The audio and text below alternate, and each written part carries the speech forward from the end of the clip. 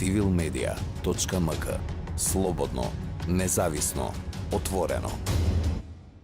Толку пати на овој или оној начин сме се обиделе да смениме нешто што некогаш човек веќе губи елан, губи желба воопшто да разговара, а камоли нешто да направи. Меѓутоа, дефинитивно има два елементи кои што треба да ги имаме предвид.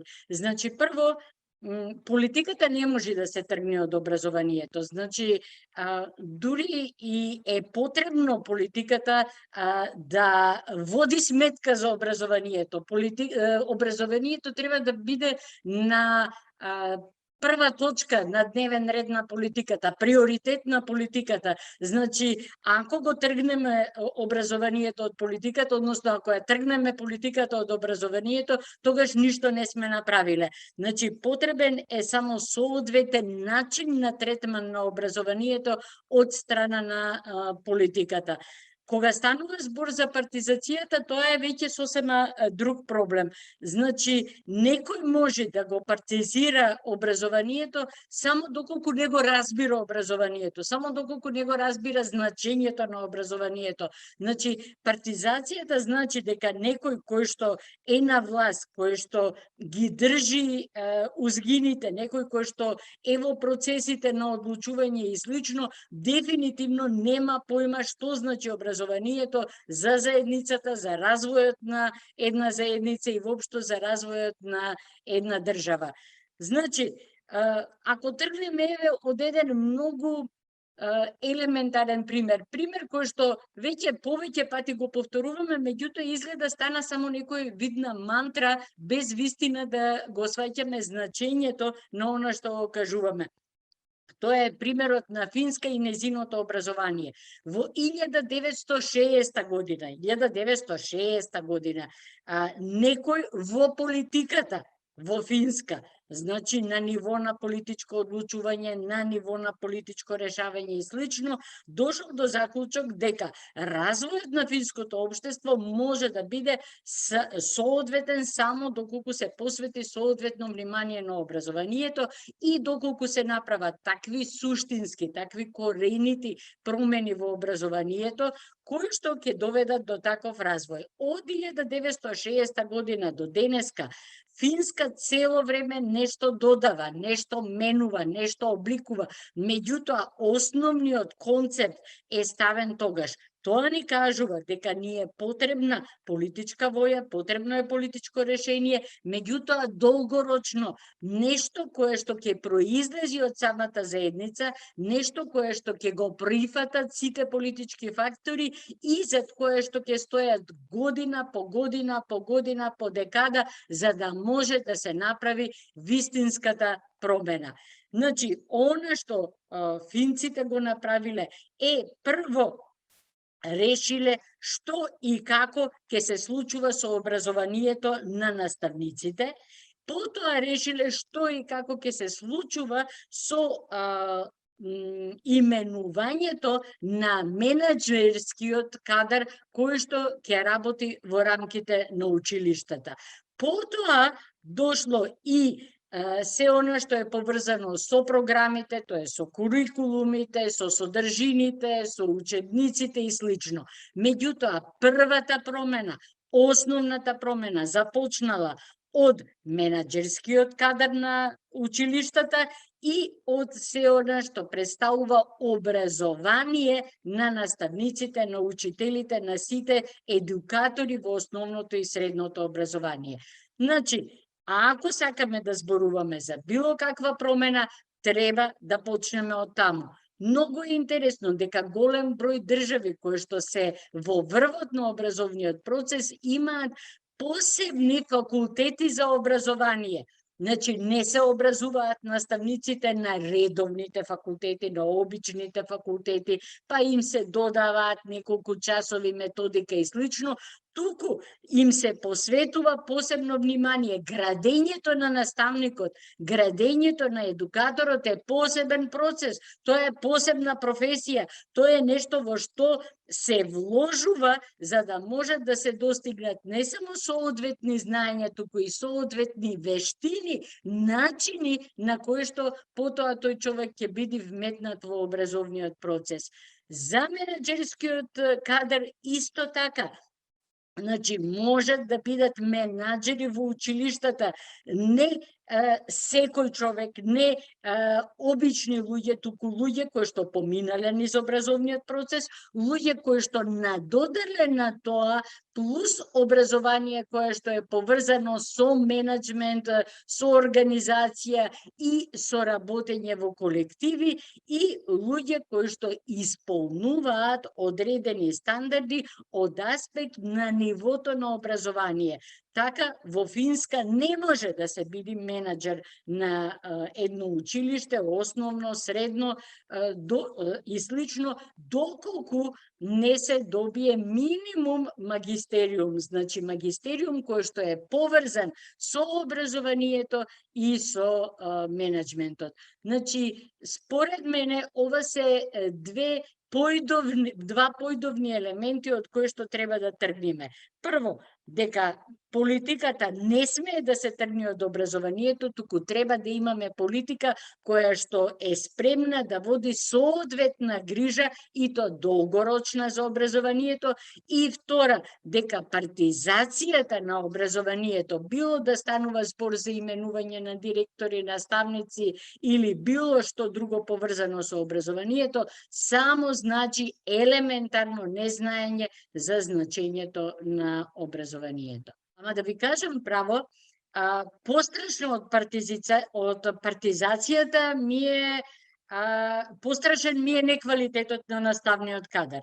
Мислам, неквалитетот на наставниот кадар може да биде поврзан со партизацијата, може да е дел од она што представува влијание на партиите во образованието и слично, но не мора. Она што ни се случи нам во изминативе декади е продуцирање на неквалитетен кадар и вработување во образовниот процес на неквалитетен кадар. Јас имав можност, значи 30 години работам и со наставници во основното образование, и со наставници во средното образование, и со ученици во основното и во средното образование.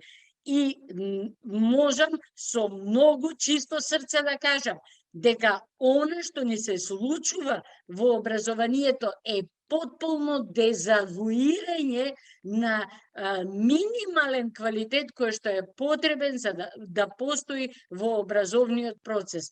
Значи, партизацијата најверојатно многу придонесе за ова нешто, заради тоа што со голема леснотија, без никакви правила, процедури и критериуми на одредени места се поставувани било директори, било наставници или друг кадар во училиштата, кои што одговараат на партиите, кои што се поставени од партиите, не заради тоа што имаат некој свој квалитети поврзани со образованието, туку заради тоа што се блиски или дел од одредени партиски структури. Меѓутоа, вака да размислиме, значи и во секоја партиска структура, во рамките, да речеме, на дури и на големите партиски структури, сигурно може да се направи разлика меѓу луѓе кои што имаат знаења, кои што имаат вештини да бидат наставници и оние кои што немаат знаење и немаат вештини. Меѓутоа, дури и во рамките на тие партиски именувања се ставаат на позиција на наставник, позиција на директор, оние кои што не знаат, оние кои што не умеат. Ме сваќате, значи таа негативна кадровска политика не е поврзана само со партиската припадност. Таа негативна кадровска политика е поврзана со дезавуирање комплетно на образовниот процес. Значи, се ништат извадени се од она што представува начин на поставување на овие кадри, сите правила, процедури и критериуми. Заборавено е дека не може секој да биде наставник бре луѓе, исто како што не може секој да биде хирург или фудбалер или готвач или програмер. Значи има луѓе што можат да бидат наставници. За да се биде наставник треба да се има и знаење и вештини и талент да се биде наставник. Значи, еве, јас се согласувам, сега е СДСМ на власт, нека бидат сите наставници од СДСМ во крајна линија, ама ајде да направиме правила, процедури и критериуми кои што ќе обезбедат наставниците кои што припаѓаат на СДСМ да бидат оние кои што имаат знаење и вештини. Значи, не се работи само за партизацијата. Да, партиите многу негативно влијаат врз она што представува селекција на соодветниот кадар. Меѓутоа, не заради тоа што наставниот кадар на овој или оној начин припаѓа кон одредена партиска структура, туку заради тоа што не постојат правила, процедури и критериуми врз основа на кои што се бира наставниот кадар, не постои соодветно образование на наставниот кадар и високото образование станува конјунктурно.